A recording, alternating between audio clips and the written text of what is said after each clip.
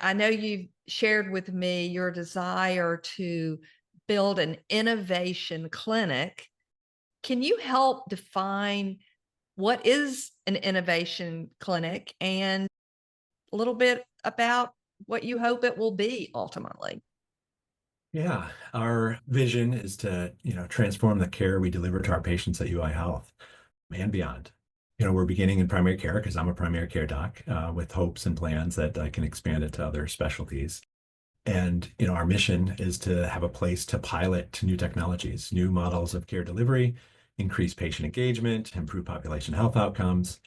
From my perspective and our organization's perspective, every person deserves access to the best care available. And we, hope to bring this to our entire patient population at UI Health. I'm kind of envisioning concierge level care to everyone, despite their ability to pay, especially those on Medicaid, since that's our largest payer, since we're the state healthcare delivery institution, without that hefty price tag. Will this clinic have I guess, a North Star as its mission?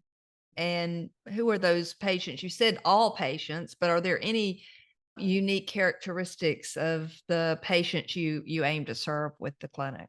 Yeah, part of our eye care values is being inclusive and making sure that we're trying to help reduce or eliminate health disparities. So, we Mhm. care for a lot of vulnerable patients, ones that traditionally, haven't sought care, don't get care, don't have the resources to get care.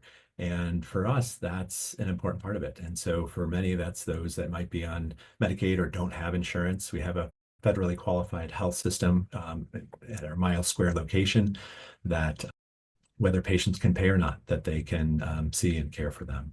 So that's our North Star. That's, what making sure that if we can care for them like the patients on the North Shore of Chicago or in the Gold Coast, then we know we're doing the right thing.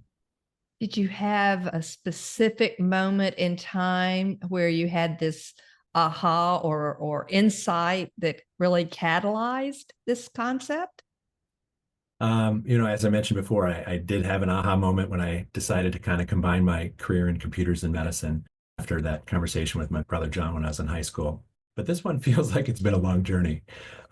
When I decided to come back to Chicago in 2012, it was definitely after a visit to the Merchandise Mart in Chicago to check. And during the interview, the head of our tech transfer office, Nancy Sullivan, said, she was interviewing me because I said, hey, I try to work in technology. I want to know if we're creating new IP, how do we commercialize that?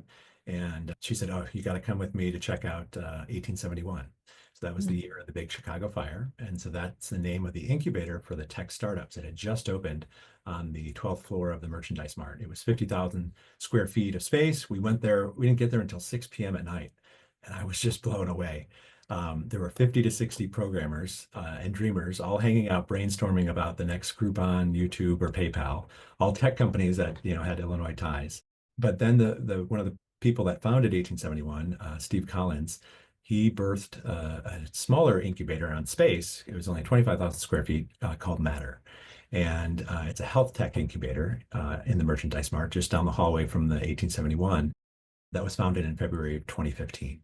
So I Right. became a mentor to those startups. I had monthly office hours. I probably met with hundreds of companies over the past decade, helping give them advice on how to break into the difficult to tap healthcare space, which is pretty conservative and doesn't like to necessarily bet on a startup that doesn't have any traction or sales. Right. But one of the other mentors, who's also an ED physician and a startup founder herself, Dr. Carrie Mendoza, her and I had seen that the AMA, the American Medical Association, had donated some space to Matter to create the interaction studio or clinic. It was a mocked up fake clinic within the incubator. Mhm. So we kept thinking, this is nice that there's a fake sink and a fake, exam table. But what if, being an ED doc and me being a family doc, could we, come up with something a little bit more, realistic? Could we have like an urgent care clinic or something that we could have real patients coming to, and then the startup companies could actually be, those that might make sense could actually be testing out their software in that space. And so we approached the CEO of Matter at the time, still Steve Collins, and asked him if he could help us. And he thought it was a great idea initially. But then it was down to reality of the plumbing stack in the merchandise mart, which is a very old, big building, didn't go by that interaction studio. So Mm. the walls didn't support a real clinic. And so they're like, well, you need functioning water if you want to have a Or a functioning real clinic. sink. A real sink, right? Exactly. So he posed the question to me like, well, why wouldn't one of the health systems in Chicago do this? Why, why does it have to be, sure, Mater could be a part of it, but why wouldn't U of I or Northwestern or University of Chicago, build something like this on their own? And I was like, well, I agree. So then I approached some of our leaders within the health system. And there was one chief medical officer at our federally qualified health center, Dr. Cameron or Cami Matthews. I approached her. I said, hey, what about this idea to, Miles Square? We had a brand new building that went up, had some open space that wasn't used yet. So she was loving it. And then she left for a prestigious role in the federal government within a couple months of that.